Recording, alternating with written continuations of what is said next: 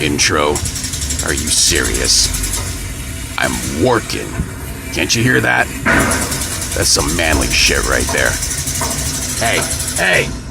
Can't you see I'm working here? Happy New Year. Welcome back. Get to it.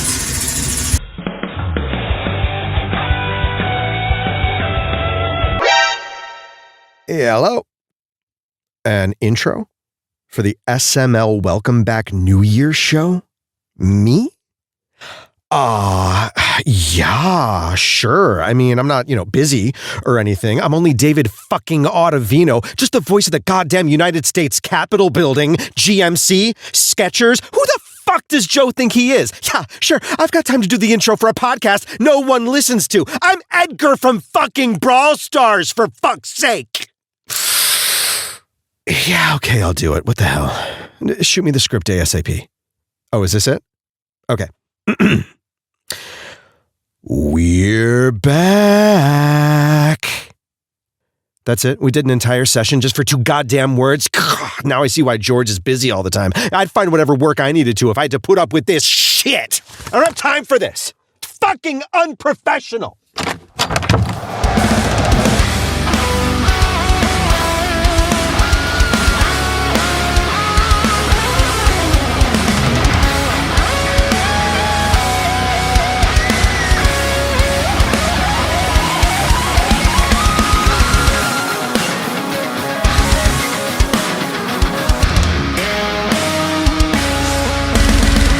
And yeah, that is why I don't think Aki should ever run for president. But you're wrong, but that's it's fine. Tuesday. Shit, what's up, everyone? It's the SML podcast. We have not been here for a month debating whether or not Aki should be president. We're here to talk about video games. I am here. Jacob is here. Aki is here. Chris is here. Pernell is here. How is everybody doing? Welcome back. Did y'all enjoy your time off? Hey, excuse me, I redeemed something. Oh, Get cracking. I'm doing an intro. You expect me to look off to the side? Yes, I do, Okay, and I expect you to interrupt your intro to take a huge hit. Now do it. I did. Oh, that was a pussy one. Fucking bitch. Come on up. Like, I'll smoke you under the fucking rug, man. Be like Bill Clinton, I didn't inhale. Oh. I will wreck you. Well, I mean, he didn't. He said it. I believed him. I will wreck you. I will wreck your beehole. I know you will. So, we know what Jacob did during his time off. What did everyone else do? Disney Dreamlight Valley. Didn't sleep doesn't enough on surprise that. me. You know what's the worst part about it, too? I didn't I thought I was going to get to do all the Wish Blossom Ranch shit. I still have yet to hit it up because over break they dropped a new Star Path and they brought in Cinderella. And so I've just been working on that crap this whole entire time. You've been hitting on Cinderella for a month? Gotten nowhere. She's a woman, of course he's gotten nowhere. Hey, excuse me. I've got a wife He and 2 has kids, proof. He has proof. He has proof that Stockholm Syndrome is a thing. Tech counts. No, I guess Stockholm Syndrome is not a thing. Lord knows she could leave my ass whenever she wants and do just fine. Chris, what did you do over holiday break? I literally just worked jobs and occasionally would play a video game on stream. And that's it. Get through anything? Any RPGs over break? No, I did beat Adventures of Lolo on the NES. Ooh, that's an accomplishment. That game is tough. That was very tough, but I felt like it was always fair. Like, it always felt like I had all the tools I needed. I just needed to figure out and execute. And, it's like, it was very well crafted. It did not feel like it was just BS, like you would expect from a puzzle game. But I mean, it was HAL, of course, in '89. So, they were. I'm assure you at the time, it did not feel fair. Maybe not. Maybe not feel fair. But I earned that ice cream. And I started up Adventures of Lolo 2, and it's, the same, but looks nicer. But, it's, as soon as I started feeling really challenged. I was like, okay, I give up now. Someday I'll get to the other, but yeah, it was nice also to like puzzle just game I ever play. Yeah, it was nice to get through it. It was nice to get through it as well without looking up any guides, like at all. Like I completely got through it on brain power, which made for a very non-entertaining stream because it was just like me sitting there frowning and just like mumbling to myself. It was like watching a toddler do math. It was like, so it's more fun than what our streams were over the break, which were nothing. Yeah, there you go.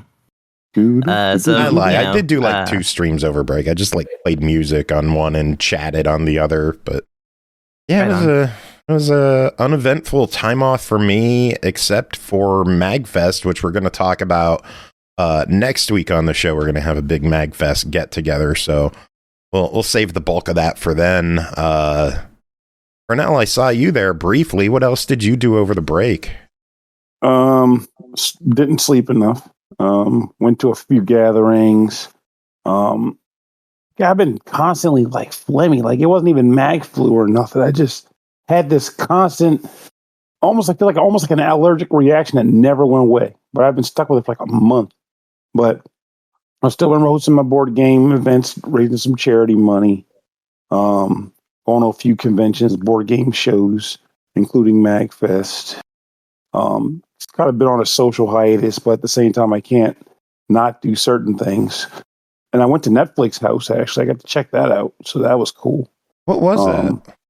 It's basically like an indoor escape room themed around Netflix properties for the most part. Like I went to the One Piece exhibit, and it was a series of escape rooms trying to find an elusive devil fruit. Ooh. It was entertaining, though it made me really wish stuff like that existed when I was a kid so I could appreciate it to the fullest. But dude, I think we if had you're a fan of One Piece, Discovery Zone. Remember that? Oh, yeah, well, we could cut loose and be on our own with parental supervision. I never got to go to one. Same here, honestly. I went to Chuck E. Cheese, and by the time they opened a Discovery Zone near me, well, you can probably guess I was too big for it, so it didn't matter. But we had Chuck E. Cheese, and that was fine. Showbiz pizza. Like, I got my bit of fun out of that. But all in all, I can't really complain. It was a good holiday. I had my weird moments where I fear for my job, as lots of people do in the current economy. But I'm only getting signs of worry from the government, but not from my actual job. My actual job seems to appreciate me so much so that I'm like, well, if they do cut me, it's going to be because they really have to. So I'll take that for what it is. So saving lots of money when I can. But I still can't stop buying tabletop games and video games. Though I need to start in February. I'm going to call January a soft New Year opening. But I tallied up all the money I spent throughout the entire year on all of my vices, so I know exactly how much money I spent. And my goal is to spend a lot less than that this year. We'll see how that goes. I don't think I could ever sit down and look at what I did and not want to strangle myself. So, well, that's why you do it, so that then you want to strangle yourself. That's why you live in ignorance forever.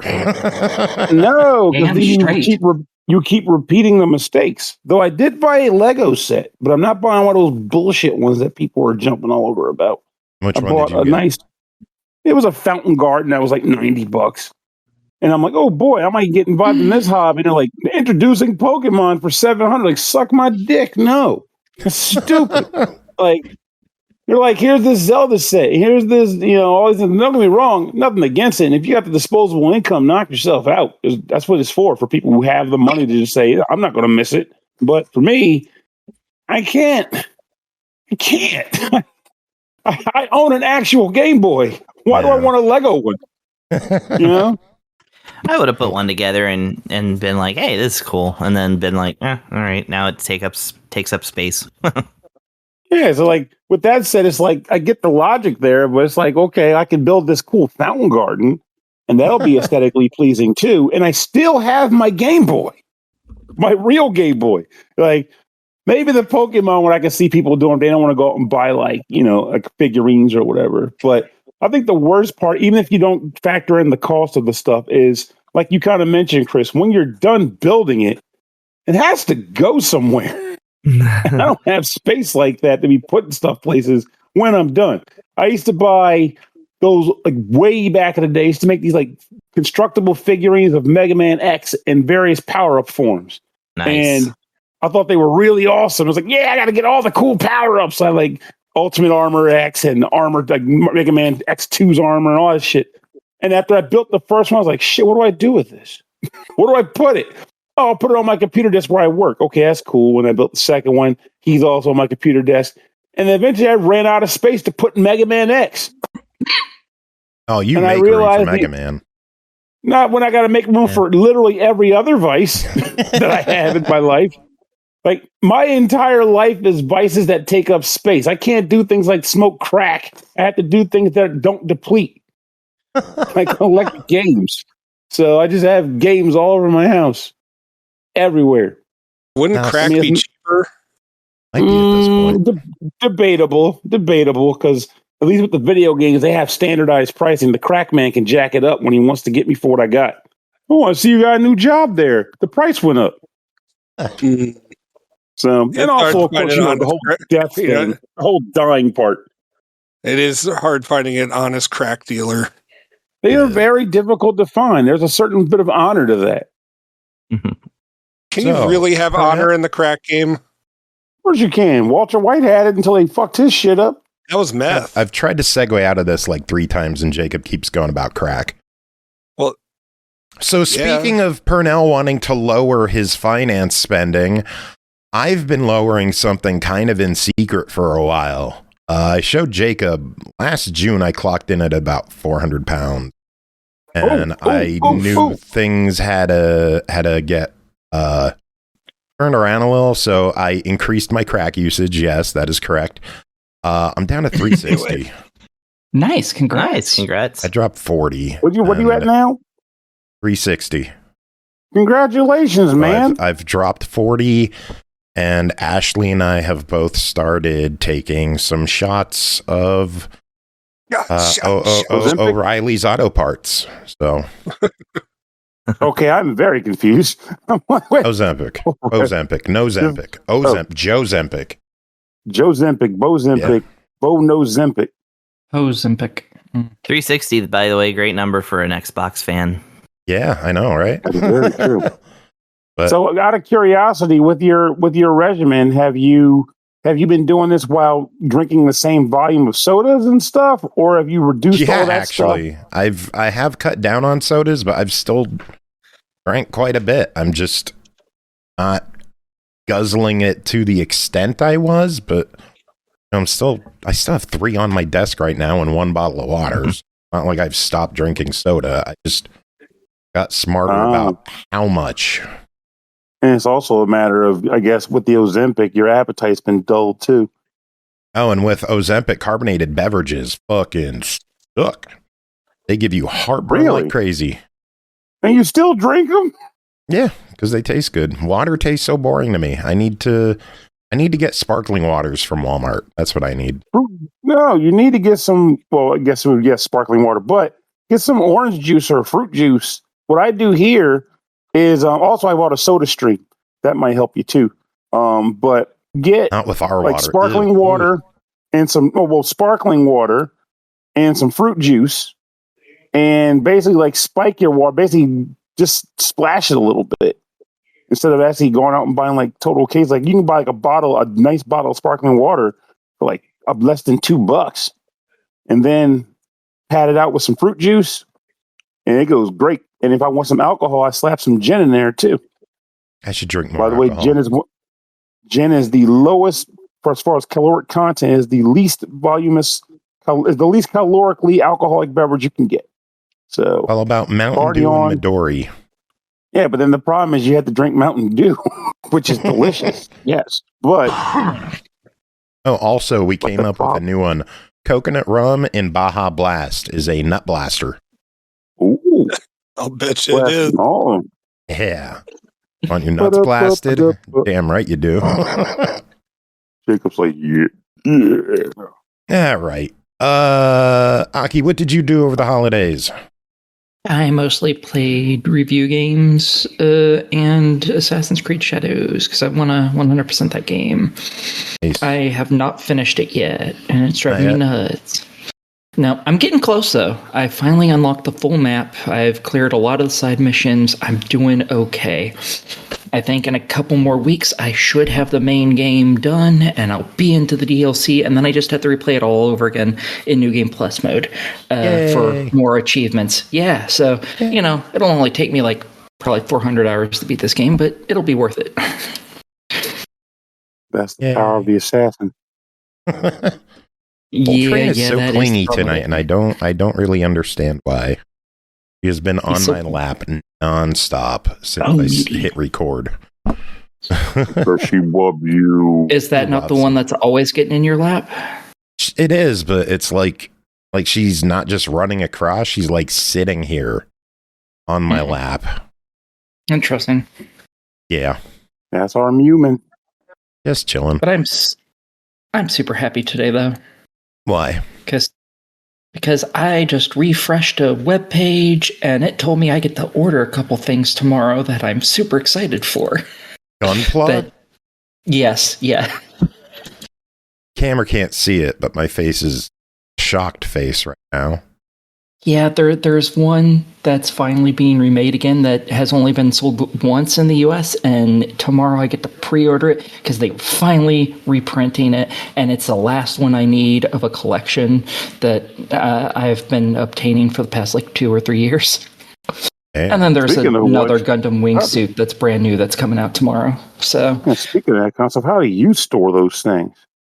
I have a full house and I'm the only one who lives in it, so I just put them places.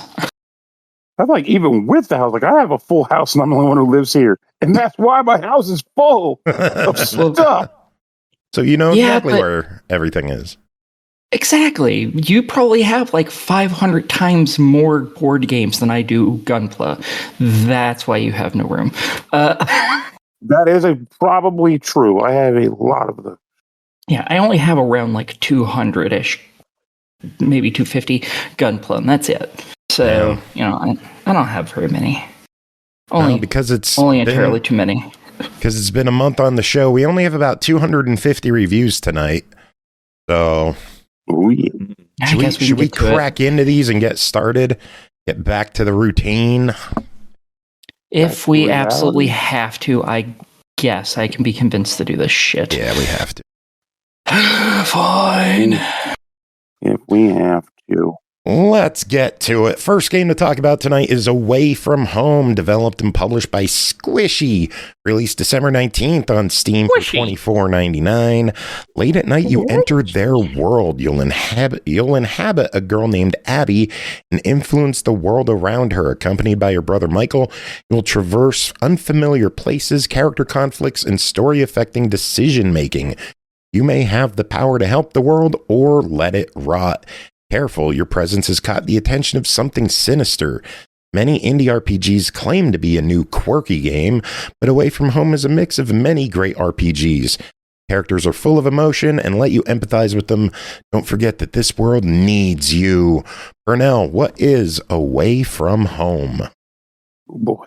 So Away From Home is an RPG, one would call it, with some rhythm elements in regards to how combat flows, in which you control a young girl named Abby, just like you stated, who's traveling with her brother Michael around town, which is away from home, to experience an adventure. How does that sound? Exactly as I worded it, because that's the best description I've got.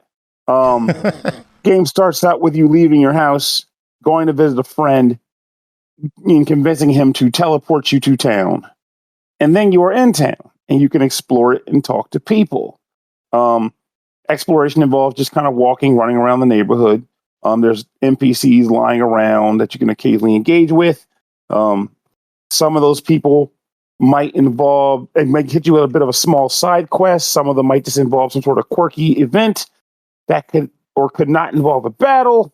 But for the most part, it is very much a matter of just like talking to NPCs and doing what they tell you to do. Every once in a blue moon, an event might trigger. And by event, I really mean just like a weird occurrence on the screen where it might, get like fuzzy lines or an NPC that doesn't look the way he usually does. And the game is meant to make you go, oh no, something weird is happening. And then it reverts back to how it was. And then you go about your business. Trying to think. In the event that you get into a battle with one of the 2 mushroom enemies in the game, a music event will take place. And the way it works is that there's like a general jingle that's associated with the monster you're fighting. At this point, there will be bars moving from the outside of the screen on 2 sides to the center of the screen where they meet and connect. When those bars meet the center of the screen, depending on the color of the bar determines what actions you're allowed to perform. If the bar is red, you need to press the defense button to block enemy attacks. If the bar is yellow or orange, wherever your vision depicts for you, you get a free action, meaning you can either use an attack or an item, one of the 3 items you can prep for use prior to the battle. If you get a certain combo of perfect attacks plus dodges or item uses in a row, you'll charge your special gauge depending on the special attack you've got equipped. And when you get to the right point where it's maxed out and you're ready to use it, you can hit the special attack button to do it and do more damage. The enemy dies, you get experience points, potentially leveling up and putting stats into one of 4 stat points traits. I'm going to go with the few benefits or the positives I can think of before I go down the unfortunate rabbit hole here. Game looks beautiful. I love the graphics in the game. Musically, the game also has great music, and it's extremely quirky, too. I like the different NPCs you come across and the way they're designed and drawn out. I like exploring in that aspect and experiencing what they have to offer. Unfortunately, though, that's where the praise kind of has to end. Because this game, especially considering they're selling it for $24.99, is extremely unfinished. I almost feel like it's designed in a way to get people to buy it, exceed the 2-hour mark so that they can't refund the money, and then come to an abrupt ending where the game just stops, which it does. So, to put it in perspective, there is one town area you can explore, and despite talking to NPCs multiple times, because for a while I had no idea what the heck I was supposed to do to advance the narrative, the very brief narrative. Despite doing that, I didn't come across a number of the mini games that I saw in the trailers that got me excited for the game in the first place. There was a dance game in the game, for example. I did come across a dance machine, but the dance machine is not working. Nothing led me to an NPC that was like, I'll fix that dance machine if you bring me 5 biggly dorks. Nothing like that happened. It was just, I never saw it. I came across a booth that was run by flies, but I never experienced a fly swatting minigame. And despite that, it wouldn't matter if I did anyway, because given the nature of the game being that there's not much of a coherent plot to drive me forward exploring the town, aside from just being curious and wanting to drive the game because I had to review it, there is literally no reason for me to care if I do come across a minigame, because you basically do the bits in the town until you trigger an event that makes you go to the, air quotes, forest north of you. And once you go to the forest, by the way, you cannot go back to town. You're locked out of town. You trigger one event in the house to the left of the entrance.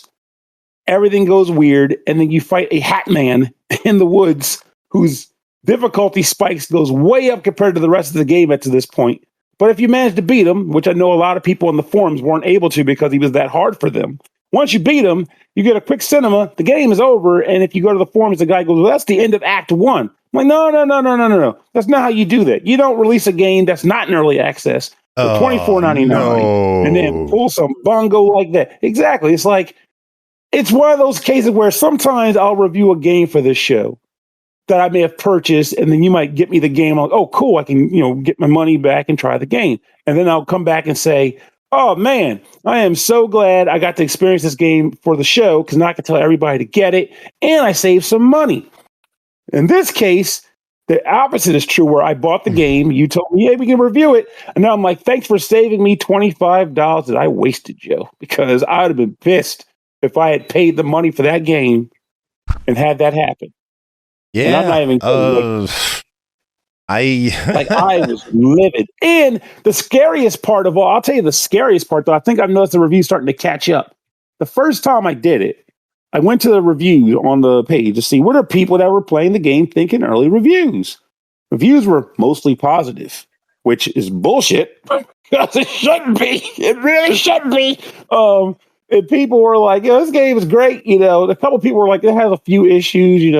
It's got some learning curves. The battle's a little tough, but I'm getting used to it. And the developer is really good with, handling criticisms and stuff. I'm like, okay, well, maybe something's off there. I'm not picking up on these things. But now, if you go there now, you might start seeing more mix where it's like, what the hell's going on with this game? The game ended abruptly, or people will say things like it's getting a little bit more towards the mixed end of the spectrum. But it's unfortunate because I've been anticipating this game for months, and it got to the point where it was originally meant to release in October, and the guy was like, well, I'm still working on it. Or no, it was done. He said it was done, but Steam has some issues with it, so they made me wait a little while. It'll be out in December. And then people were all excited. Is it coming out in December? He's like, I'm all done. I just want to put one more mini game in there and I can release it. And then the game came out after all that rigmarole. And I'm like, no, this game ain't freaking done. This ain't even close to done. This is barely a demo. Like, this is... I hate that my first... Yeah. Someone in the discussions on Steam says that the game has fewer than 10 unique fights. Yeah. And many of them don't even matter. Like, for example... Yes, there's these the only wandering enemies you fight, as in the only non-event enemies you fight are a tiny mushroom and a big mushroom. That is it. One time I walked up to a house, knocked on the door, a duck came out, fought the duck, and the duck goes, "Oh, I'm sorry, you're at the wrong house." And he goes in the house, and that's the event. Nothing. Just I fought a random duck who goes to this house, and that's the thing. Does nothing. Well, we have some other quirky games coming in the coming weeks. Hopefully those turn out better than this one. Let's not beat the dead horse. $25. Let's start off strong. Give me your thoughts. Man, absolute deny it. And I am glad I could tell people that, because if it could save one person $25 without getting beat by the $2 max non-refundable state, that I did my job. Deny. They need to be upfront about what this is on the Steam page. I could see a lot of people filing complaints about the Steam page that this advertises itself as like a full game that's not in early access, but there's one fucking chapter in it. That ain't cool. It is not cool. It's disingenuous. All right, next up, Hero Seekers, developed by Vanguard, published by KEMCO, released January 9th on Xbox One, Series X and S, Xbox PC, Switch, PS4, PS5, PC.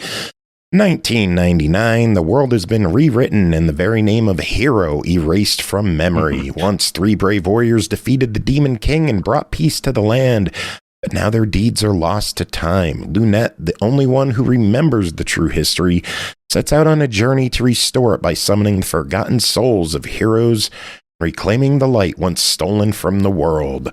Chris, what is going on in Hero Seekers?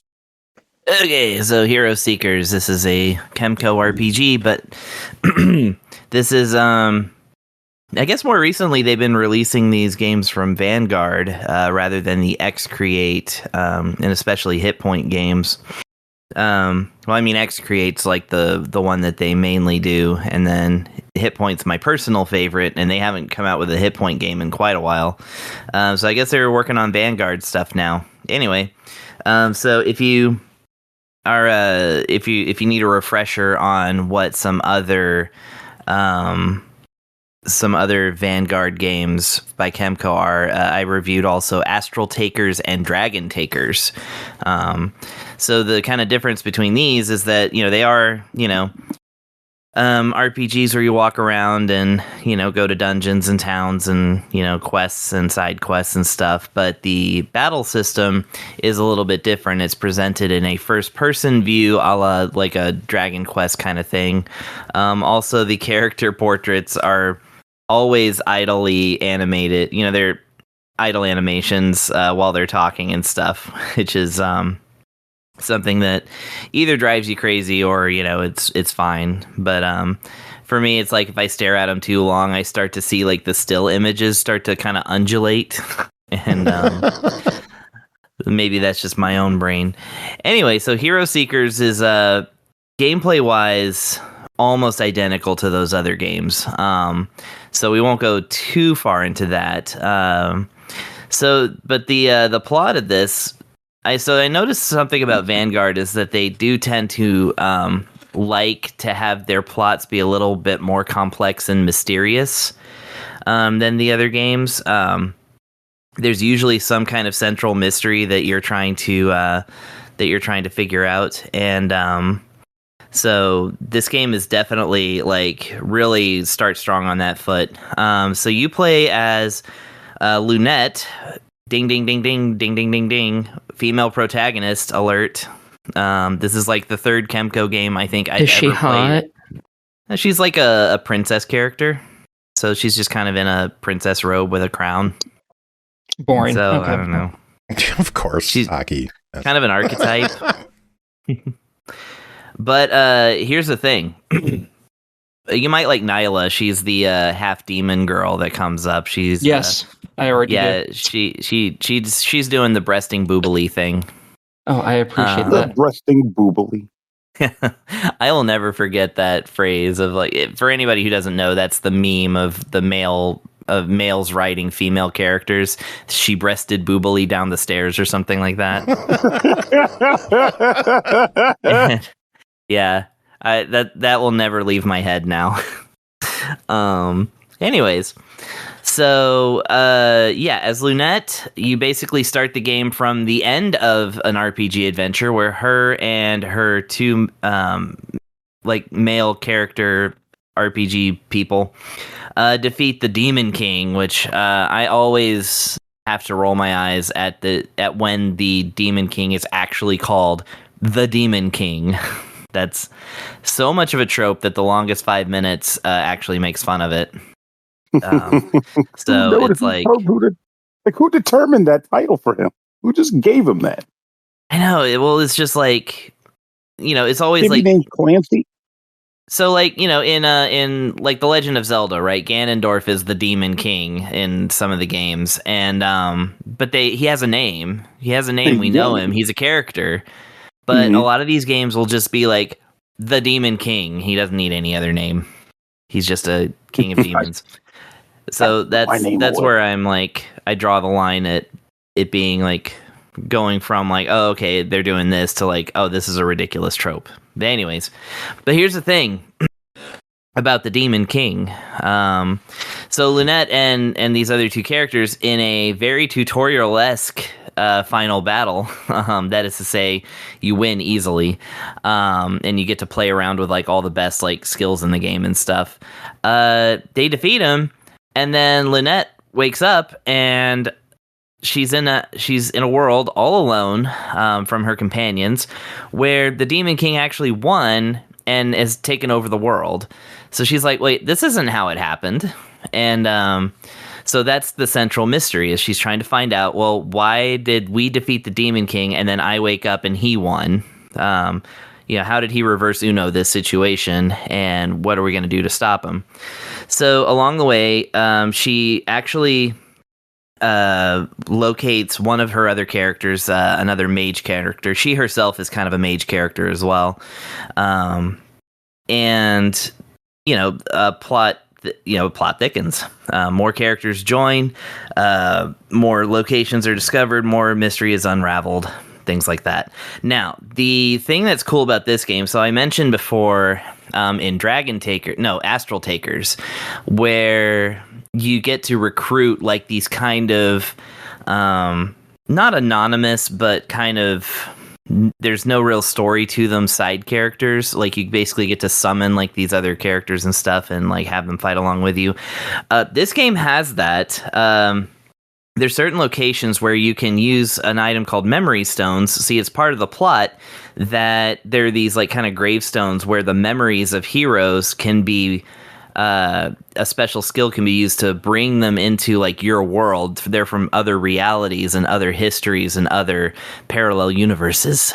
And And so you use like a memory stone to get them. And once you do, they become part of your party. You can just put them in. You just have this range of like available characters.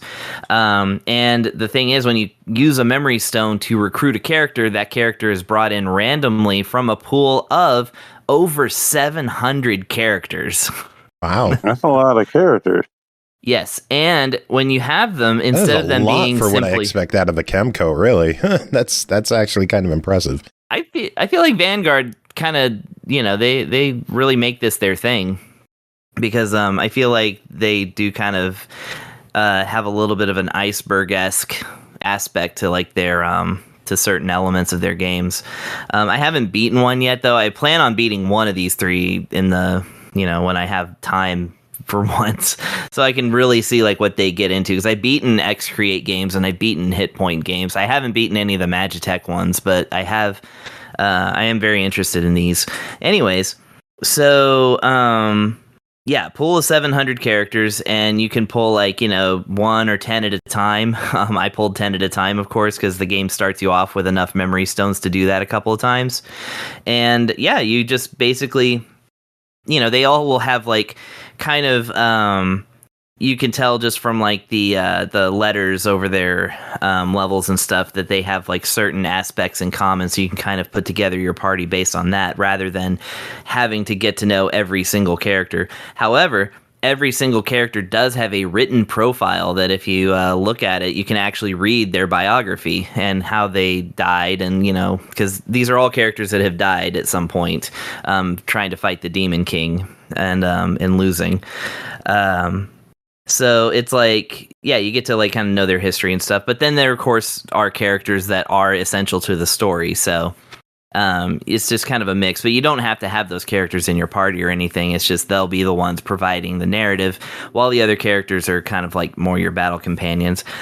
Like I said, the battle system is relatively, or comparatively, pretty simple. Like I said, it's the same deal as any RPG. You equip weapons and items and stuff, and as you fight more battles and grow your characters, they unlock more skills. The skills will be like, a 200% strength attack that has an ice element or something like that, or 2 160% damage strikes. Very clinical as far as like them saying what they do.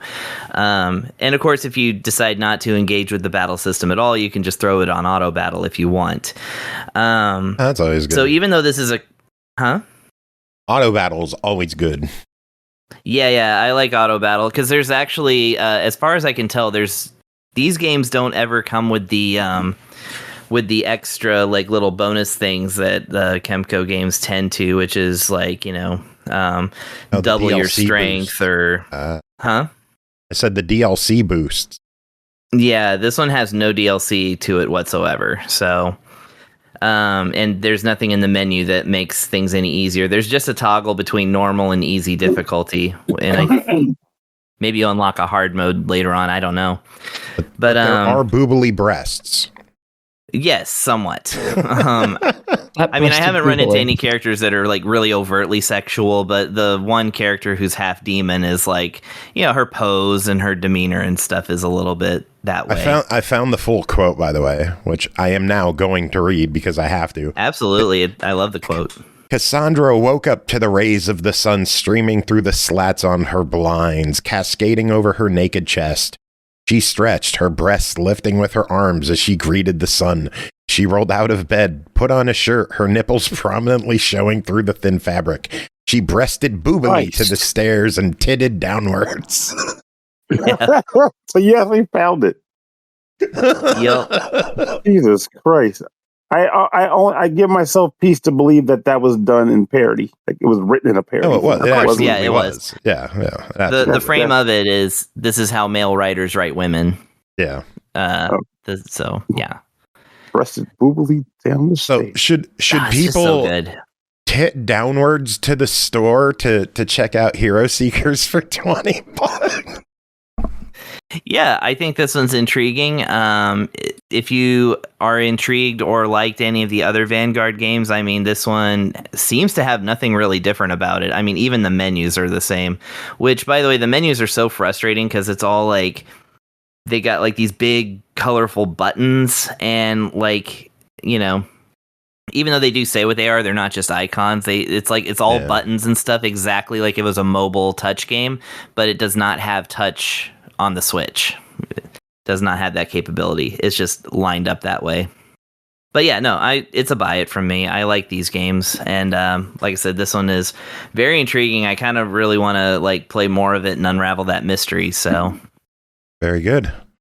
All right, well, Chris, that is it for you for this episode. We will let you get going. I know that you are planning on taking a little bit of a step back from the show for a little to focus on life for a bit. You said you will still visit us for KEMCO games, so the door is always here for you to drop by and hang out with us. Yeah, of course, no problem. Like I said, like in work's busy. 2 weeks for our anniversary episode. Yeah, like I in said, 2 weeks. 2 weeks.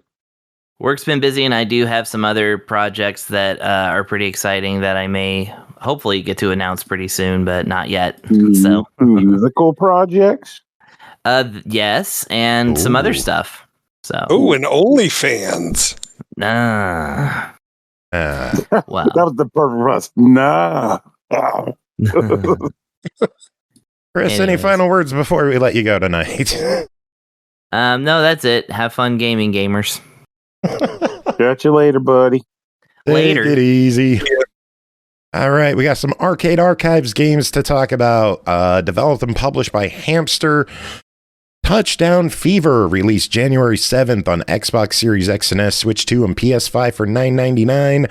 Touchdown Fever is a sports game released by SNK in 1987. Tap the buttons to push forward.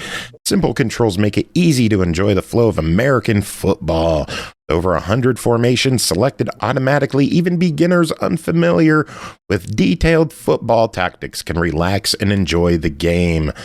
Jacob, how is Touchdown Fever? That is a damn lie about how new players can just relax and enjoy the game.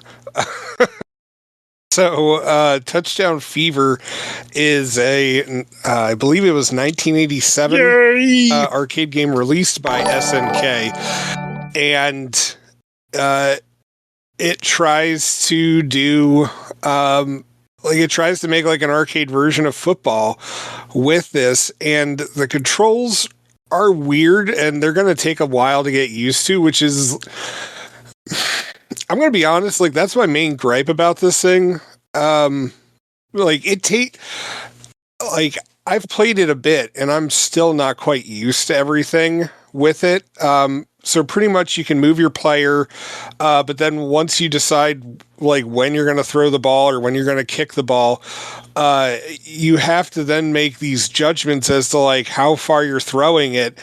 And it just, I'm not gonna lie, it still feels like anytime like my receiver catches a pass, like it just feels like pure luck.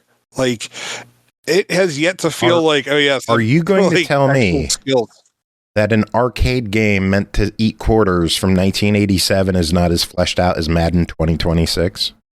No. I know that's a big surprise.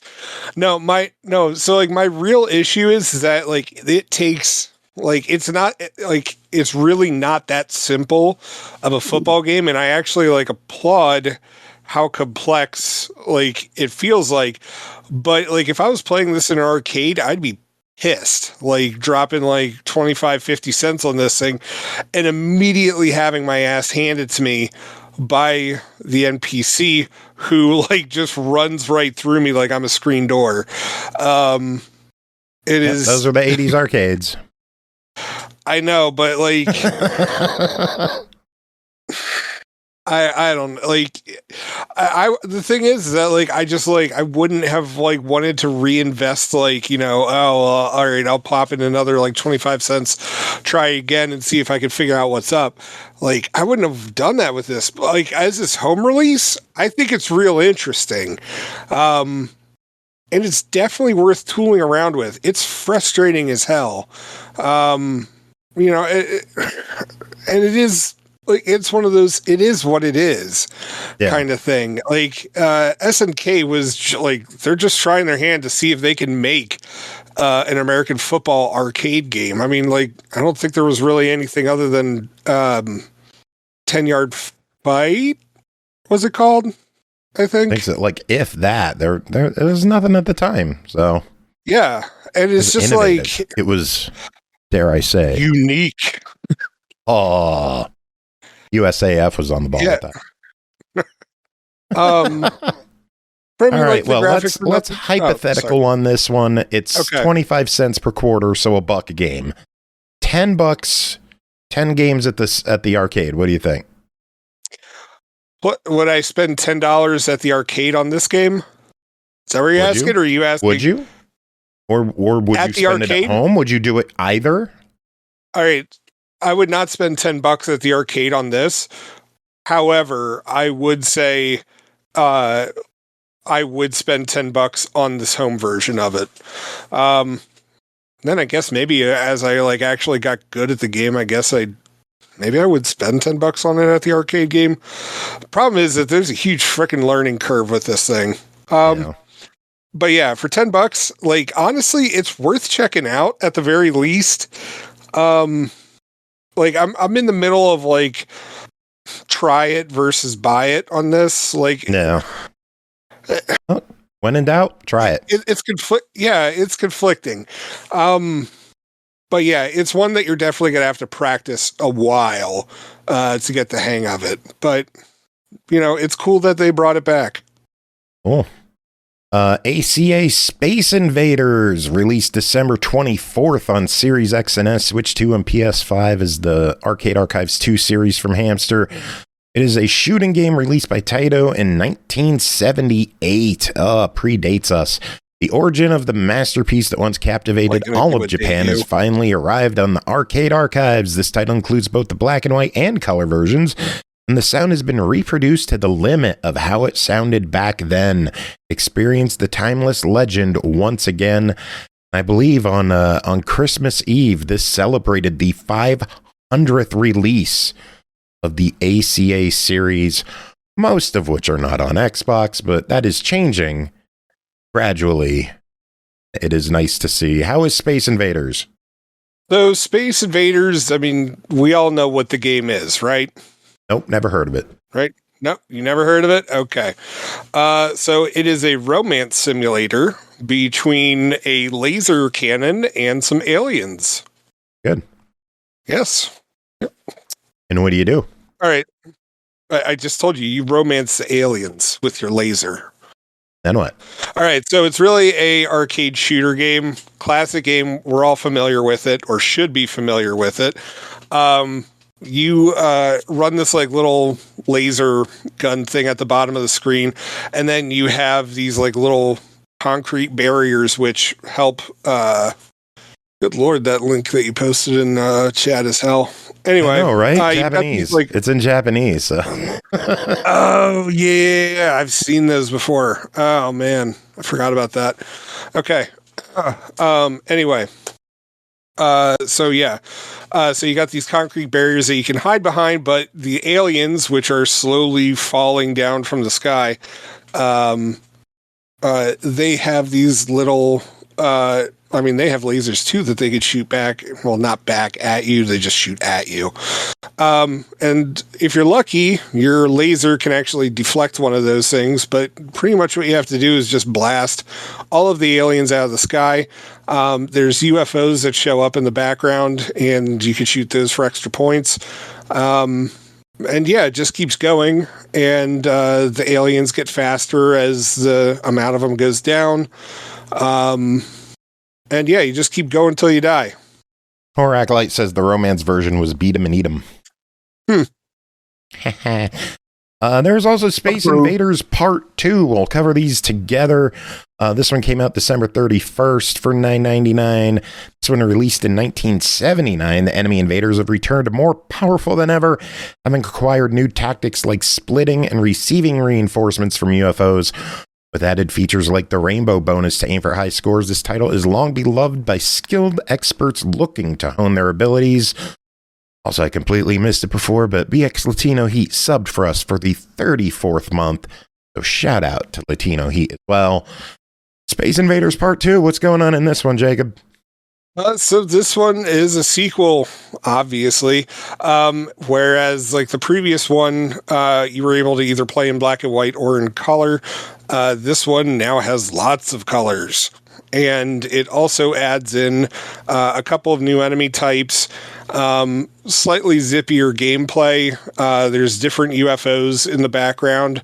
But not a whole lot has changed. It's really, it's like, you know how during Pac-Man's early life, they actually switched up the mazes? Like, you know, so people, you know, weren't just playing the same damn game over and over and over again. Yeah. This kind of feels like that. It feels more of like an update than like a real sequel. It's not bad. I mean, it's like, do you know the Space Invaders formula? Do you like it? Okay, well, cool. Here's more. Like, that's all it really is. I mean, in the late 70s, that's all it had to be. True. That is very true. Hey, you got me on that. Yeah, goddamn right I do. So, still hold up? Yeah, I mean, both, yeah, the gameplay does. I mean, it's addictive, not as much as, like, all right, so I don't know if you ever heard the phrase turn over the machine, but, like, on Space Invaders, like, I think the original score only goes up to, like, I think it's 9,990 or something like that. And then because it didn't plan for that extra digit, when you go to 10,000, it just resets it back to 0, and then like you count back up. I actually did that on the Game Boy Color version back in the way back in the day. And nowadays I'm just like, how the hell did I have that kind of patience? Like now today you're like, I got 70 points. It's I made it past the first screen. No, you didn't. Like, shut up. Yeah, I did. All right. Well, ACA games. They are $10 each on Series X and S, Switch 2, PS5. The ACA 2 versions, of course, include the variable refresh rate and time attack mode. Are these worth picking up for $10 each? Yeah, I would say so. I mean, if you're only going to do one, I would suggest Space Invaders 2, but both of them are definitely worth picking up. Cool. All right, Jacob, you got one more game to talk about before you split. That is Mel the Space Cat, developed and published by Emberbox Studio, released January 15th. Xbox One, Series X and S, and PC for Xbox PC for $5 per platform. In Mel the Space Cat, you'll guide Mel, a courageous cosmic cat traveling across alien planets in search of safety, even if that means escaping from energy traps, laser cannons, hazardous landscapes, and the mysterious alien Theo.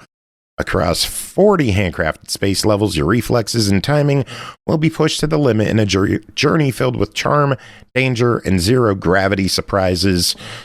Jacob, you and Aki both played this one. Someone start me off. What is this game?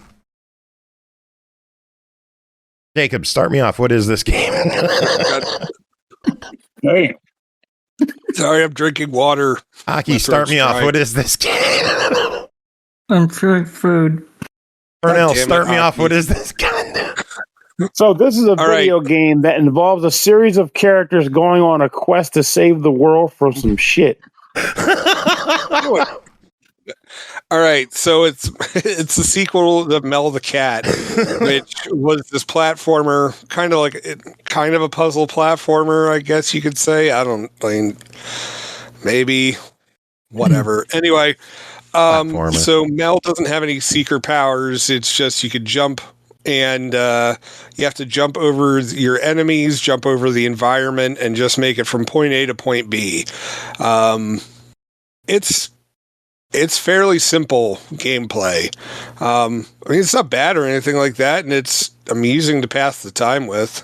I'll give it that. Aki, give us your thoughts on it. What is this game? You play as Mel and you're jumping over doggos and avoiding bullets and spikes. It's just straight up platforming. You got a nice jump and you can dash while you're in the air and all that fun stuff. And you're just trying to get to the end where the rocket ship is. It's a decently little fun game. It's nothing amazing. It's just more Mel the cat, realistically speaking.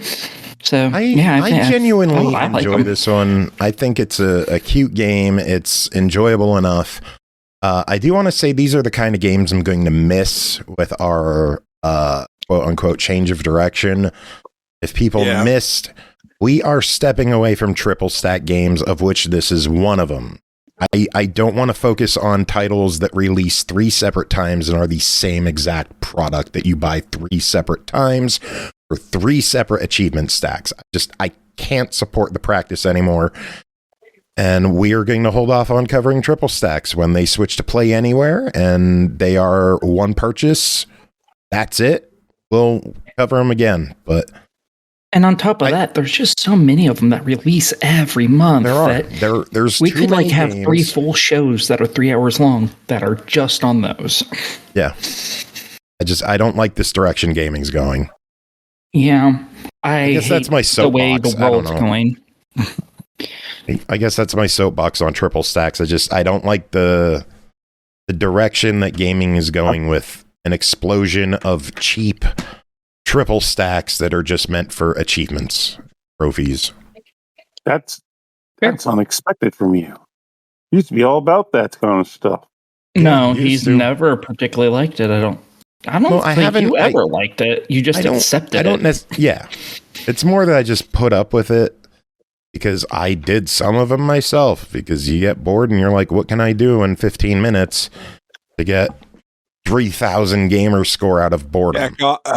Oh, right. Okay. I hate you. Sorry. Yeah. Sorry. I was correct until you said gamer score. Yeah. But Jacob, in your 15 minutes, how many times would you jack off to Mel the Space Cat for $5? I would recommend it. I would recommend spending 15 minutes, playing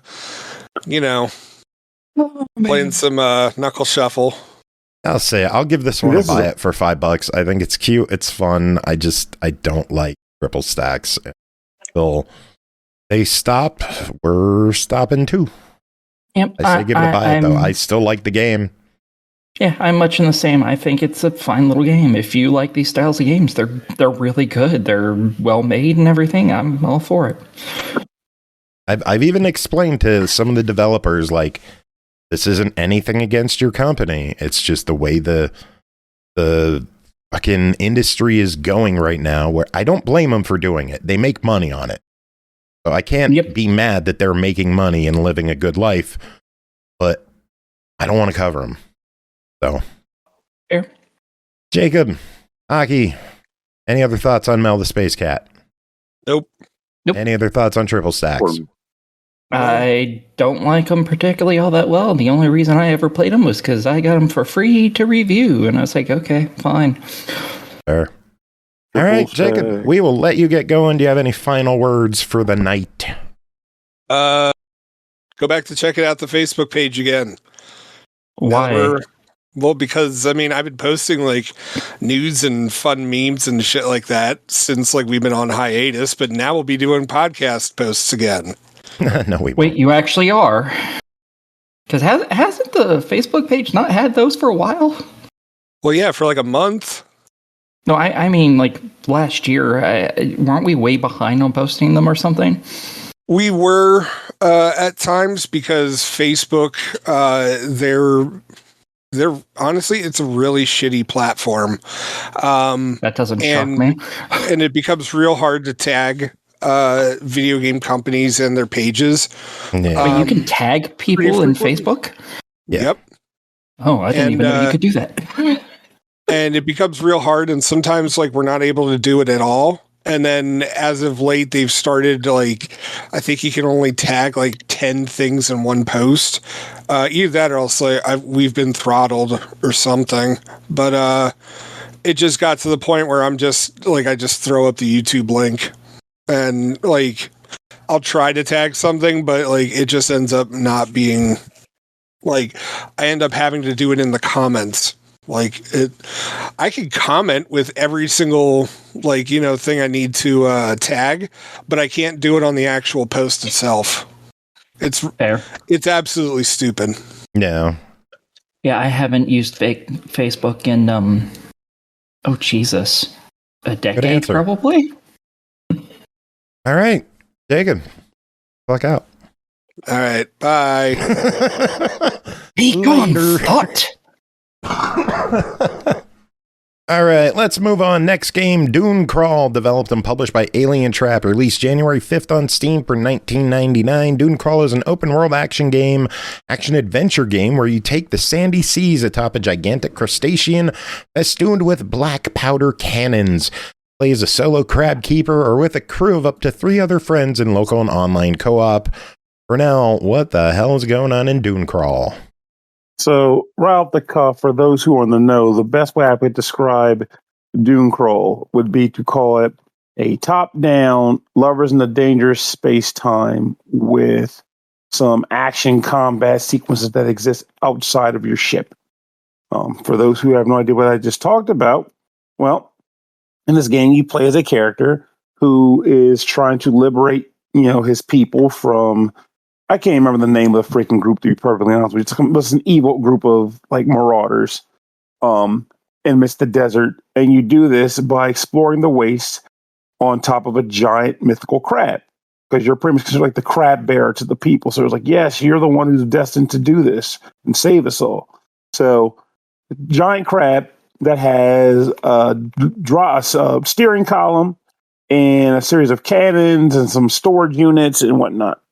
The way this works is cannons can be manned, the steering can be manned, and in addition to that, the deck itself can be manned because you'll be exploring this desert sea atop this crab, looking for quest locations and dungeons to explore and the like.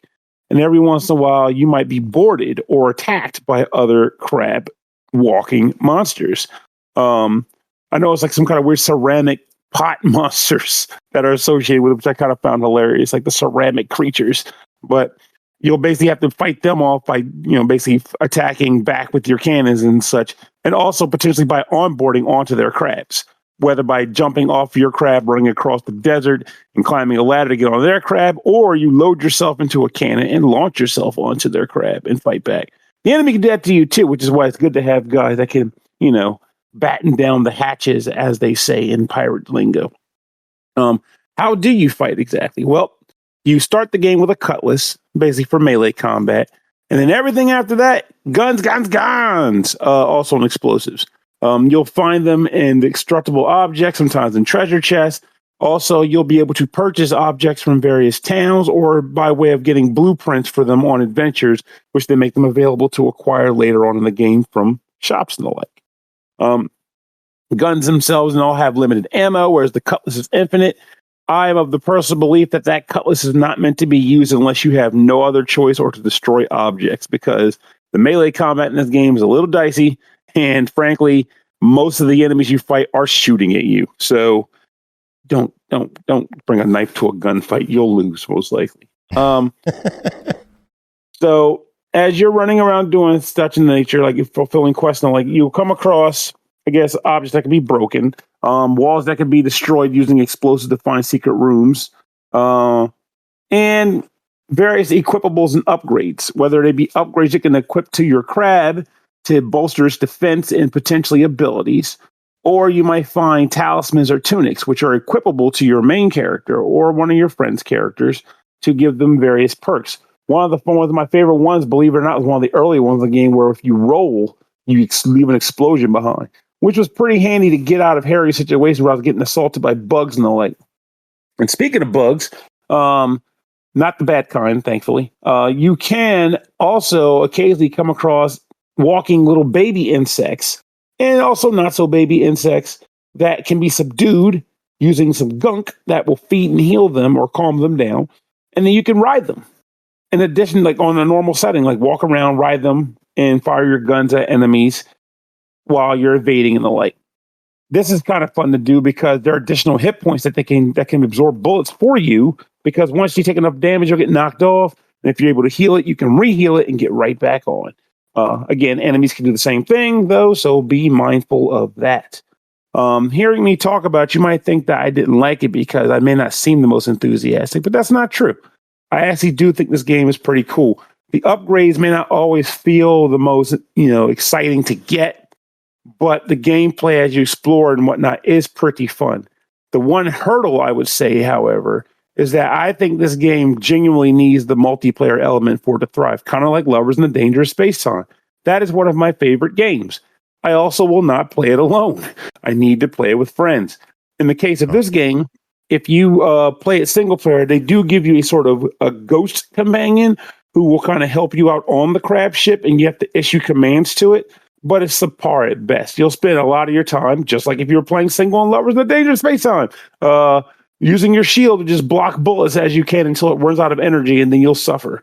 Because the guy can do work, but he's not a human. He's definitely not multiple humans. So it's one of those games where if you can get friends together to play it with you to explore dungeons and fulfill quests and get new gear and succumb to friendly fire and the like, I think you'll have a fantastic time, because I did have fun playing this game, even mostly alone. I did have a friend I could play with, but we weren't able to get together for a ton, so I spent most of the review by myself.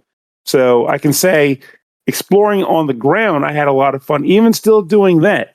But I think a lot of the fun in this game stems from the crab walk to crab battles.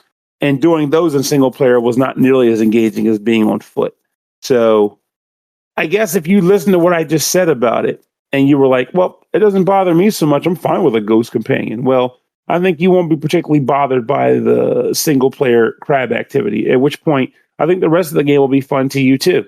Because even though I wasn't really particularly captivated by the narrative, I still enjoyed exploring the map, fulfilling quests, scratching the itch and ticking the boxes, as they say in gaming. I enjoyed those things.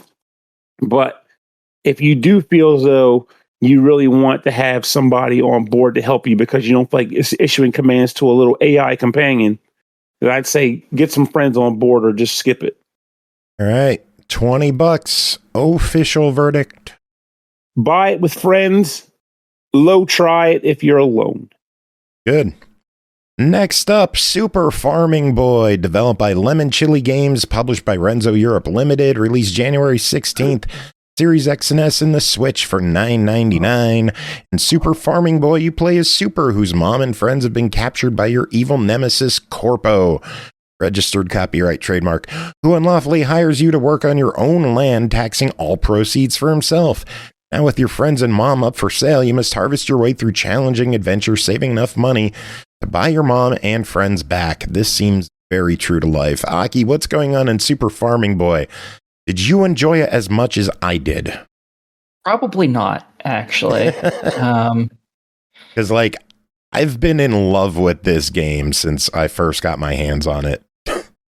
Yeah, I did not enjoy it as much as you did at all. In this, you play as Super. He's just a little kid, and he has this really good farm. And then this storm cloud comes through, and it's like, hey, fuck you, and takes everything because he's a dick. And now he's going to pay you 1 gold for everything you do every day. Oh, and then someone else gives you a whole bunch of money. Who knows who? And yeah, he requires you to buy back all of your abilities, all of your friends, and your mom. Woohoo! He's a dick. And yeah, so you have to go around farming on your land, and that requires you to, destroy blocks that are, in the way. Sometimes they're rocks, sometimes it's a volcano, or other such things.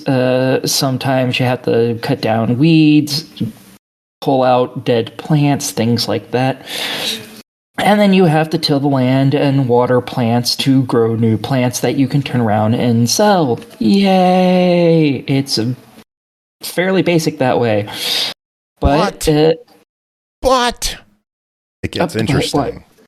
It's interesting with the mechanic of pulling up vegetables. Every vegetable that you pull up has a different splash zone. And if another plant is in that splash zone, it gets picked automatically. Yay! And it adds to a combo which The I don't know yay what there that was combo perfect does. timing. Thank you, USAF, for the sub. If I remember correctly, it increases the money you get. It does. It increases your combo chain, which increases the money you make. Plus, it gives you a bonus as you rack up the combos that you get immediately, and you don't have to wait until the next day to get that money. Okay, I was wondering what that did. All right. Yeah, a good example is in the first world or the first season, they give you corn that if you pull up a stalk of corn, it also hits the one to the right of it. So if you lay a bunch of corn in a straight line, pick the one on the left, it'll pick all of them. And they have a fever mechanic where it kind of sends everything into overdrive, where all the plants grow back immediately. And as long as they're within a certain range of you, which you see on the map because it's rainbowy. Yeah. And they will, if you trigger a chain at the right spot and either just walk in a circle or fly in a circle, whatever you want to do, you could rack up infinite combos for as long as your little fiesta lasts. Someone was clearly better at the game than I was. I fucking love this game. I fucking love this game. Got 8. I think my highest combo was like 8. Just 8. That's it. Oh, fucking stuck at this game. Oh, Aki. That's like the one thing I think the one gripe I had, though I'm sure there was a gameplay reason for it, was I hated the crops that didn't auto grow back. It was like, well, you gotta go and get all of those every time, but they're worth more. Like, yeah, I get they are, but I don't feel like doing that. Yeah, they're worth more, but they fuck up my combo, so I don't want them anyways. Yeah.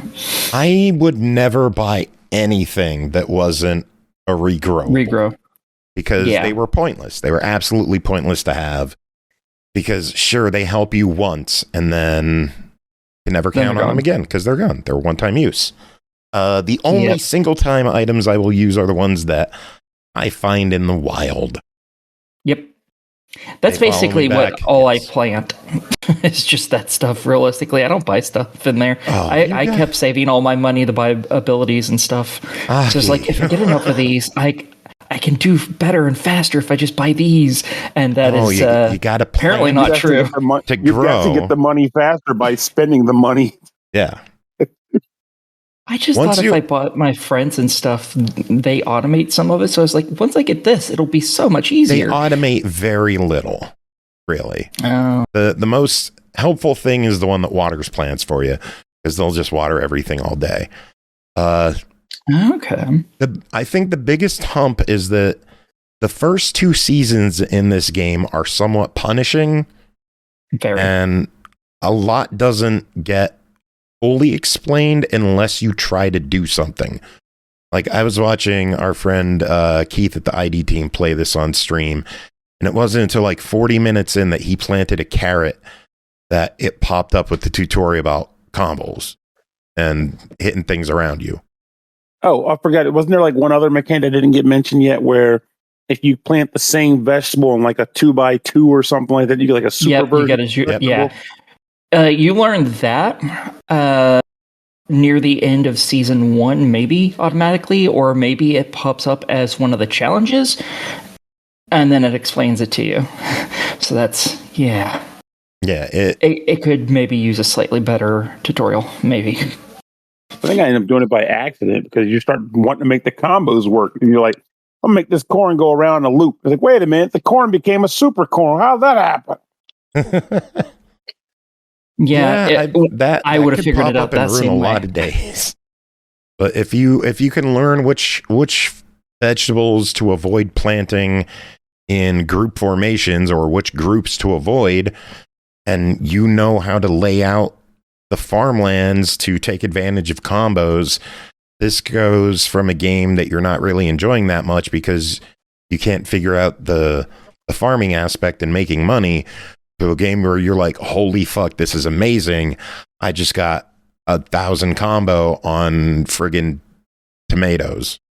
Yeah. And don't forget also that the sound effects are very, very soothing. God, yeah. It's got that casino magic vibe too. It's like, oh, the noise has the noise I want to hear. Because you played this on PC, right, Pernell? A while ago? Yeah, I had it on Steam. And it just hit Xbox last week. Again, it clocks in at $10. Series X and S and Switch. Aki, what are your thoughts for $10? Whilst it's not a game for me, because I don't like the stamina mechanic or anything, it just bogs the game down for me. It's a very competently made game, so I understand why people would find it fun. So I think it's probably worth it if you like more farming sim style games and stuff. This is 100% for you. It's really good. I think you got to be a fan of puzzle games more than farming games. I enjoy the puzzle mechanic. I don't really care about the farming mechanics at all. I don't play farm games. I don't play Harvest Moon. I don't play Stardew Valley. But I like puzzle games. The game barely counts as a farming game. It's largely the puzzle of the getting that right combo going. Yeah, and cleaning up, which once you get into the swing of things, the cleanup every day is basically nothing. Yep. It's just a routine, and you get into it, and you lose a lot of time. $10, I think, is ungodly underpriced for this game for what's in there. It is an absolute no-brainer at $10. Whoa, don't give them any ideas. And if you've liked what we heard, tune in next episode, as we should have the dev on chatting with us about Super Farming Boy. Farming like a boy does. Doing anything on Thursday, like Pernell? You want to join that one? We shall see, but farming like a person does. What do you think of the game at $10, Pernell? I think I gave it a buy it when I did it. I liked it a lot. I know some of the season can be punishing, but I guess again that's part of the puzzle, right? Yeah. Once you hit that third season, start rolling in money in that third season, and it sweetens it so much. Unless you're playing like me, which is stupidly apparently. Because you're still in the first season. You gotta plant some corn and eggplants next to each other. I mean, even one of the simplest ones, what was just like corn, tomato, corn, tomato. Yeah, next time I get back to that season, I will plant those. Just look for regrowables. Next game, Milo's Dream, developed by lightUP, published by Ratalaika Games, released January 16th. Xbox One, Series X and S, Switch, PS4, PS5 for $5.99. Milo is a very brave, smart, and playful dog, only he can defeat the evil, cruel King Big Flea and his evil henchmen who are terrorizing the fairy kingdom. Explore 4 magical branching locations, solve challenging puzzles, defeat dangerous enemies, collect dog bones to earn special new abilities. Playing solo or together with local co-op multiplayer, only you, and I guess your co-op player, can help Milo in his all-important quest. Aki, what is Milo's Dream? Okay, in this, you play as a good boy named Milo, and this is very old Zelda style. You exit your house, and you have to go save all the fairies from the evil Big Flea, and he kills lots of just overgrown bugs, basically all of them, from giant worms to mosquitoes, etc., and he does that by charging into them and then running away so they don't immediately hurt him right back. He does eventually unlock different magical abilities, like flinging a wind cutter out or a bit of fireball in something's face, things like that. They only go a short distance away from him, so they don't continue from like wherever you're standing to the very end of the screen. They don't go that far, but there is a pretty decent distance of like maybe 3 or 4 lengths of Milo away from him is where they hit, thereabouts. And you're going around unlocking some of this map, finding the one shop in each area where you can buy new upgrades, be it an extra health or an extra magic point, or different abilities with the maps. For instance, one of them will actually give you a map, which is super useful. Another one will tell you where different upgrades and stuff are. not upgrades, like hidden chests and stuff are throughout the map. So you know, oh, this area isn't cleared yet. I haven't gotten everything out of here, so I need to go back there and figure out what the hell I missed and go grab shit. And yeah, there's 4 bosses, I believe, maybe 5, probably. Each one is tied to a different key, and I believe they're also who you get your different magics from, and I know there's 4 magics, and you need those to unlock the last area, which I assume is just a big end boss fight. The achievements are basically just killing X amount of enemies, getting X amount of bones, which is your currency to buy stuff at the shop, and for killing the first 2 bosses, you will get everything before you beat that second boss, achievement-wise. So, yeah. The map that kind of tracks in a Ratalaika. Yeah. It's a cute little game. There's a lot of circular stuff in it because when I said there was a shop in each area, there's a shop in each area. They do not share inventory.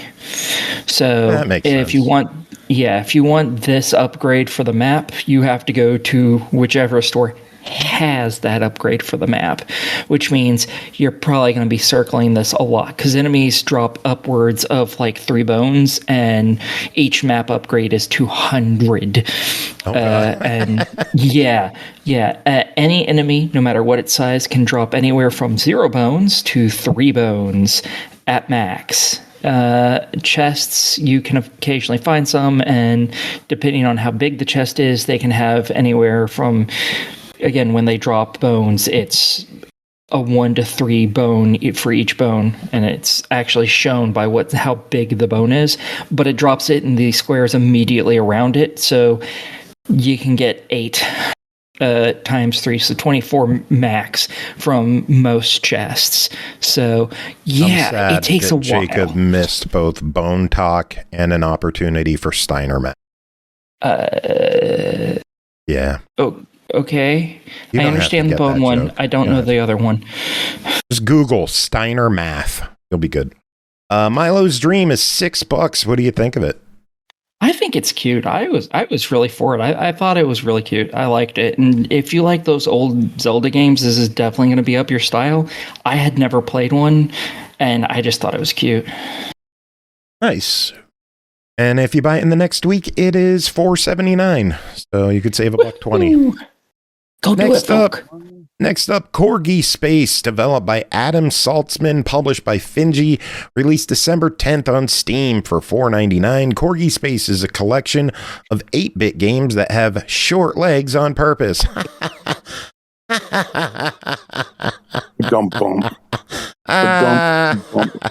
This anthology includes more than a dozen action, adventure, arcade, and puzzle games, and each can be thoroughly explored in under an hour.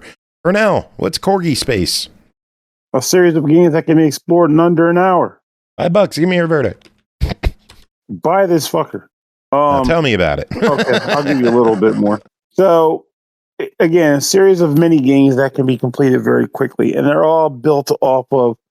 I assume that it's themed that they were developed on Sega's Pico or something, but I could be wrong. But even still, these are very, very, very simple games. Some will be hits. Some will be misses, but the important part is they're all tiny and meant to be kind of dabbled in and experienced. What is that? The ones that tiny little pocket station? No, not pocket station. Tim has one, the yellow with the crank on it. Playdate. This looks like something I would have seen on Playdate. Yeah, but if I'm not mistaken, Playdate didn't have color. All the games weren't all the games like Technicolor or some mess? I could be wrong. I only got to use a Playdate once, but yeah, I could totally see something like that. Barring the color, thought of the tiny games kind of reminded me of. And I will say the ones that do hit will absolutely hit. Like there was one that I remember really getting into, where you were like a little dog, and you were or a dog or a rat or something, and you're trying to get to the cheese that's at the center of the maze. But you can't get to the cheese until you can break down the wall that's surrounding the cheese.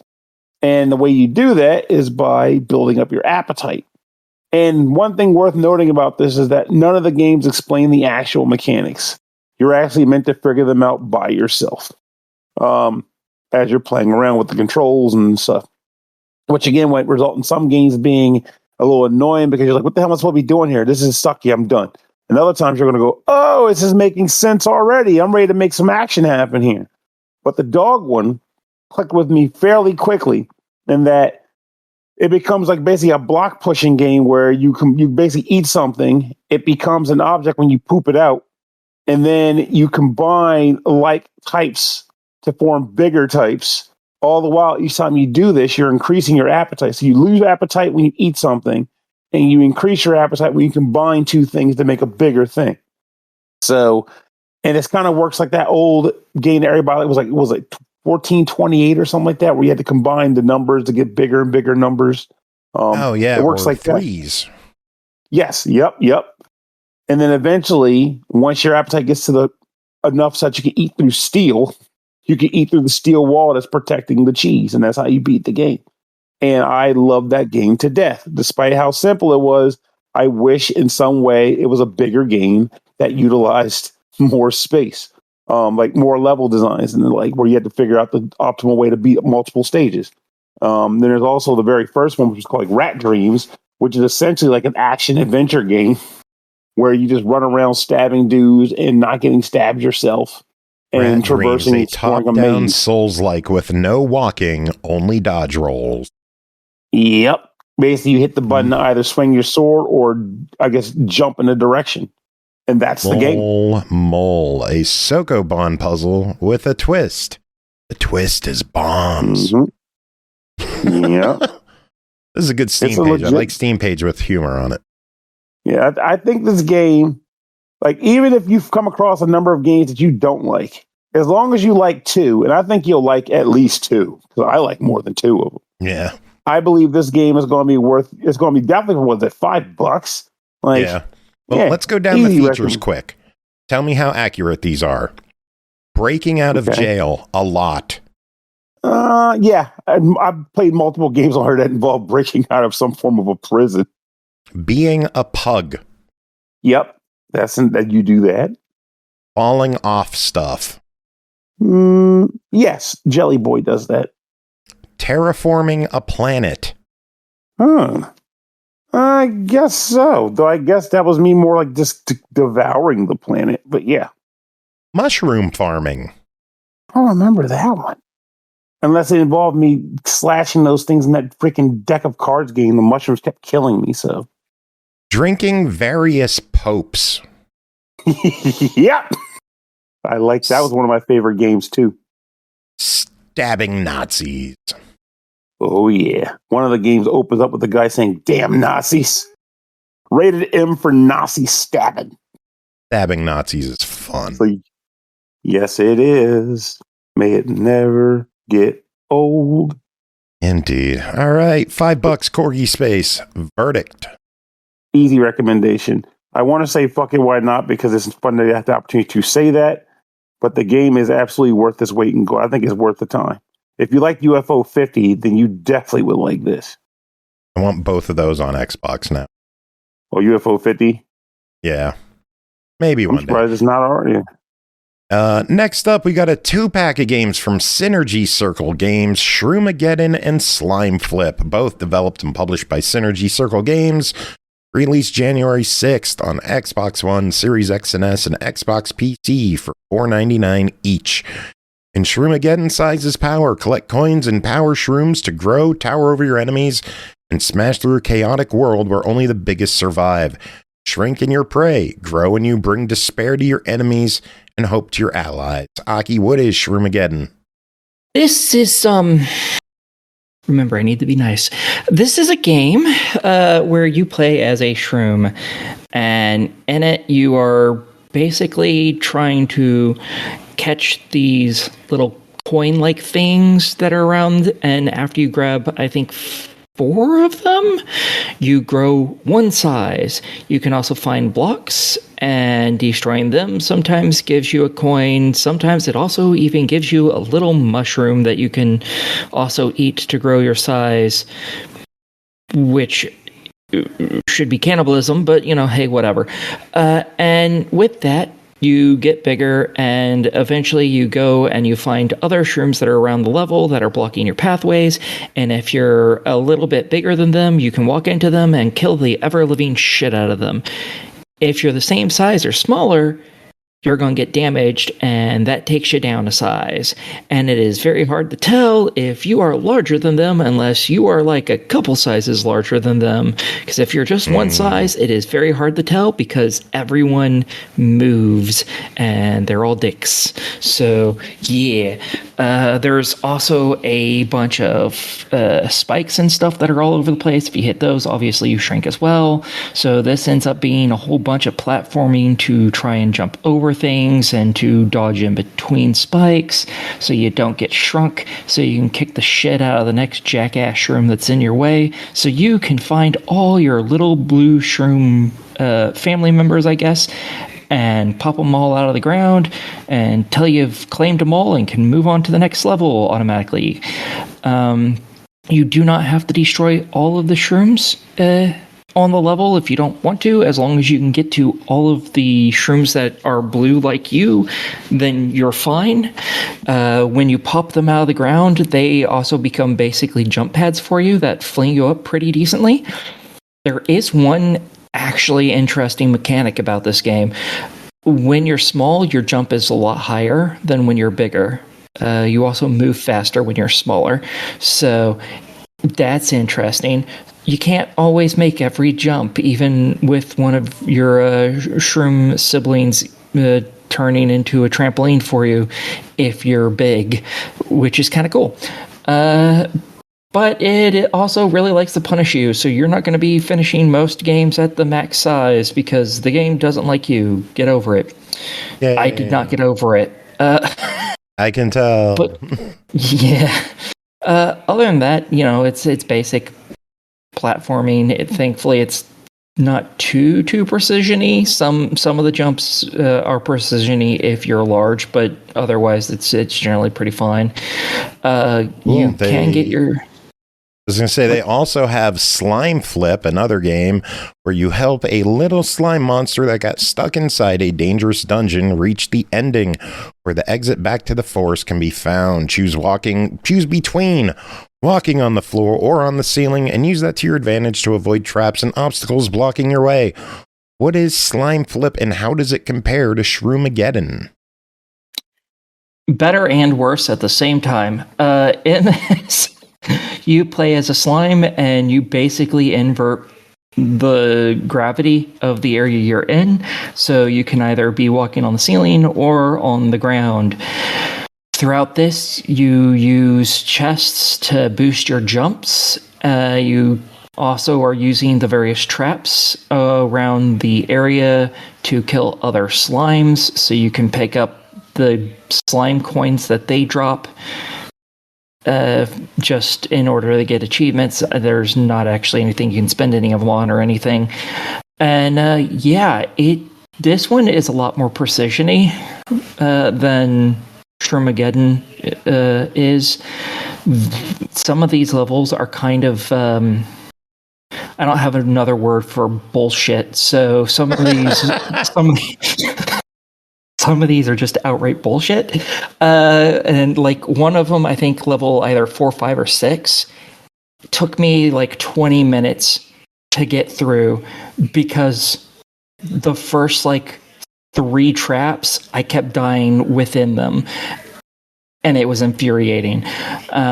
Also, the other slimes that you're trying to kill, they do move. They have a tendency to move back and forth, but they kind of do it at random. So they're not like, oh, it's going to move to here, and then it's going to stand here for a little bit, and then it's going to move back. No, sometimes it moves a little bit here, and then back. Sometimes it moves a lot here, and then back. You never really know. So getting them into traps can be kind of a pain in the ass.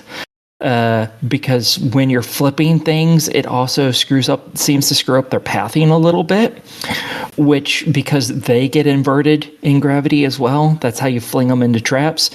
And so sometimes they just get closer and closer to you because you've screwed up their pathing, and they decide, oh, this is the other side, so I need to move this way to get to that point and then walk back and forth between here. but it's like, no, you're supposed to be doing that over there, not here. I'm here. You're not supposed to be here. So that can sometimes screw up and kind of screw you over. Thankfully, none of the levels are particularly long. It's just that sometimes the mechanics don't really want to work with you. Most of these levels are like, you should be able to complete them in like 10, 15 seconds. They're all very short, very quick once you know what you're doing and if the game actually wants to play with you. Most of the time it doesn't. It wants to just watch you cry tears of blood, and it is what it is. But yeah, that's this game. All right, well, Shroomageddon and SlimeFlip, $5 each per platform. Some more triple stacks, Synnergy. We appreciate your time with us. We hope you change course, but as these are $5 each per platform, what are your thoughts on them? They are fine. It's kind of what you would expect from these style of games. You know, it's some of the levels are kind of hard. Most of them are pretty easy. It's a nice, solid, simple little game. So if you're into these, go for it. If you're not, you're not missing anything special. Cool. Pick one over the other? No. But both of them have some good points. Both of them have some it pisses me off points. So they're like, about even. Can you pick a favorite of the two? Fuck you, Joe. Yeah, I came into this thinking one of these has to be my favorite, and the more I think about it, the more I'm like, no, that pisses me off. But this is cool, but that really pisses me off. Okay, what about this other one? That's really cute, and I love it. Oh, that pisses me off so fucking much. All right, well, one final game to talk about tonight, and we are coming back with a bang. Lots of them. You know you got to play the sound effect. SML After Dark. Oh. Yeah. Yay! Oh. Yeah. That was unique. Oh. B.E.S.T, B-E.S.T, developed and published by Dolyla. Released August 29th on Steam for $11.99. B.E.S.T is an adult visual novel where romance, competition, and betrayal intertwine. 100 participants, $500,000 at stake. Who will you trust? Make your choices, build your relationships, seduce or betray, and become the last one standing. Aki, are you the last one standing? No, sadly. But I am one of the last ones standing, so I guess that's good enough for now. I can decap everyone else later on. What is this game?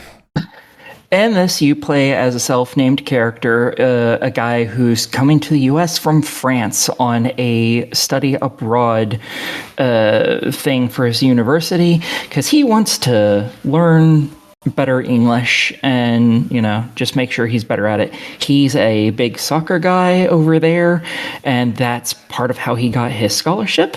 And he's coming over here and finds out almost immediately that he and a lot of other students at this highly athletic school have all been, without their permission, entered into this B.E.S.T program. And it is basically a whole bunch of contests, and it starts with 100 people in it, and they start cutting them out as quick as possible, trying to get rid of a whole bunch of them all at once. And the first thing you have to do is you have to basically get along with 5 really hot people. So, you know, that was pretty easy. Sounds like such a hard game for you, Aki. Oh, no. Oh, yes, it's so difficult because, you know, it's so hard. I know. But basically, it's the women's soccer team, basically. There's 4 of them and their coach that you meet a little later. And guess who your love interests are? Does it have a vagina? That's your love interest. There you go.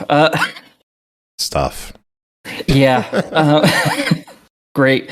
But the main 4 are going to be the 4 teammates that are all part of basically the trip that you came by on.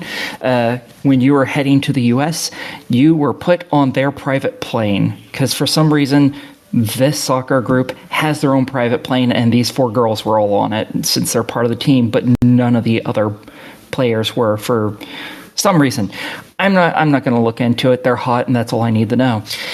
And so all of these tests wipe out these other players, end up being either ones where you have to go out and find stuff, so you have to prove that you understand the layout of the land, and that you have to understand riddles and stuff to prove that you're intelligent, because they don't want someone who's just good at sports. They want someone who's just the all-around package, and you give plenty of women your package, so it's fine.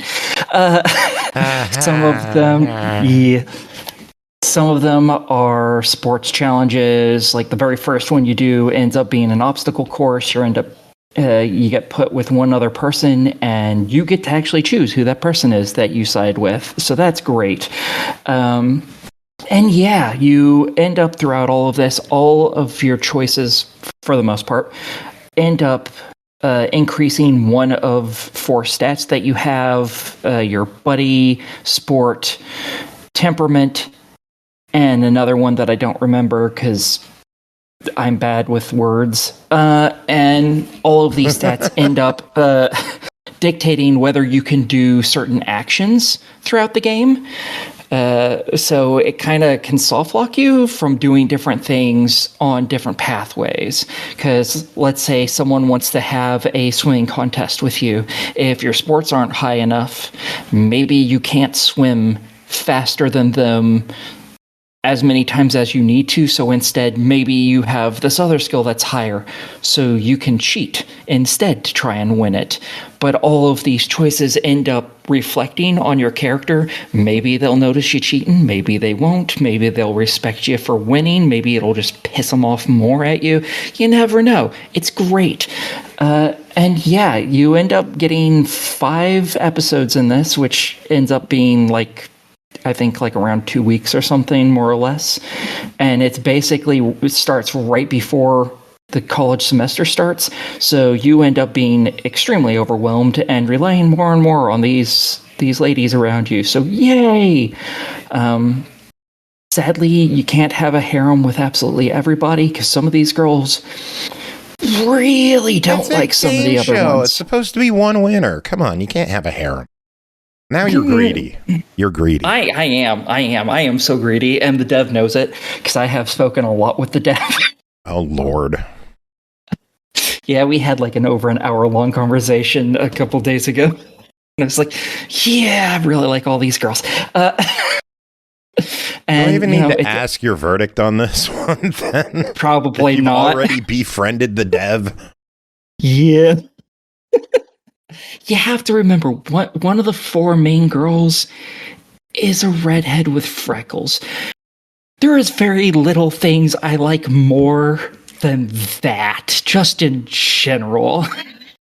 All right, give me your verdict. Let's wrap this show up. I totally love this game, and it does something that most other visual novels or avians even they don't do. It actually has music that has lyrics in it, which may sound stupid to most of you, but most of the music in visual novels is just instrumental stuff. This one, most of the songs have lyrics, and they're of bands that I've never heard of, and they're so good. Right, good. Totally are worth they buying. songs that are, but unique to the game, or are they hate you. third? No, I'm asking legitimately this time.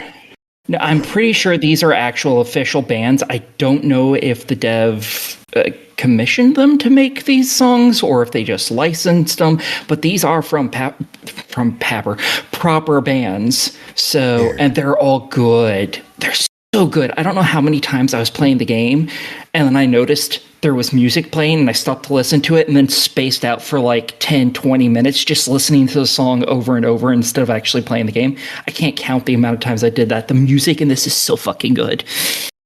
Anyways, yeah, totally buy this game. It is amazing. They are working on B.E.S.T 2 because this is sadly one of the games when Steam decided to change everything thanks to, a couple of dickbags named credit card companies, that stopped being able to update their game properly. They were planning, I believe, to have all of this just as like DLC, kind of like a lot of these do for the first game. They were just going to add like, oh, here's another 3 or 4 chapters. Now that we're done with it, here you go. You can buy that, continue the story. Instead, now they have to make it into multiple games. They are currently working on the second one, so I am very much looking forward to that because, oh my God, these girls are so cute. Pernell, any thoughts? Fucking Sorry, I'm over playing Pico games, sir. Oh, man. With that, that's the end of the show. Woo! Made it through. Not horrible for our first show back. Got the training wheels off. Oh my God! Next show's gonna be fucking stupid. Yeah, that guy. Yeah, that guy did this. He did a lot. Next show. Oh man. Who did? Next show's gonna be short, and it's gonna be great. Yeah, right. Thursday, next show. Be sure to tune in because we will have the dev of Super Farming Boy on. Bree and Jacob will be here along with Aki as usual. And if I must, we'll have a full month of news to wrap up on. Well as I'm gonna need you to fuck off, sir. Oh, well then. I want to bring the Crib Notes version. On that note, adieu.